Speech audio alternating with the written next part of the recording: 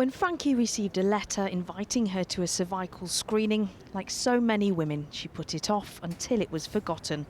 A visit to the GP a year later triggered a test, one which showed the 26-year-old had cancer. They told me it was stage 1, but they didn't really explain what that meant. So I left there wondering if that meant it was terminal, if that meant that I'd have to have chemo or radiotherapy. I didn't know. And so it was a very scary time.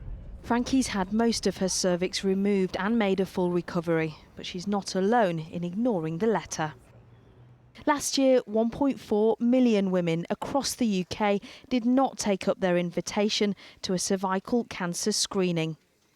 Uptake is lowest in Frankie's age group, 25 to 29, with only 1 in 3 attending. And that contributes to the UK having one of the worst survival rates in the developed world, coming 21st out of 23 countries.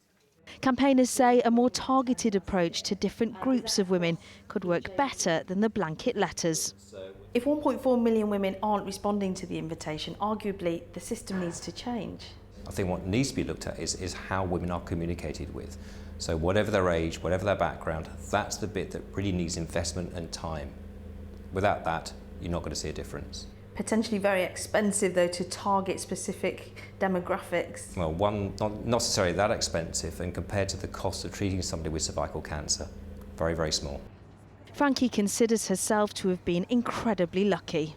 If you could talk to your 26-year-old self when that letter comes through the door, what would you say to her? I'd say just go for it. It's embarrassing and a bit awkward sometimes, but it's definitely better than the alternative. 1,000 women in the UK are still dying from cervical cancer every year, but a better response to testing could see many more stories ending like Frankie's. Nina Warhurst, 5 News.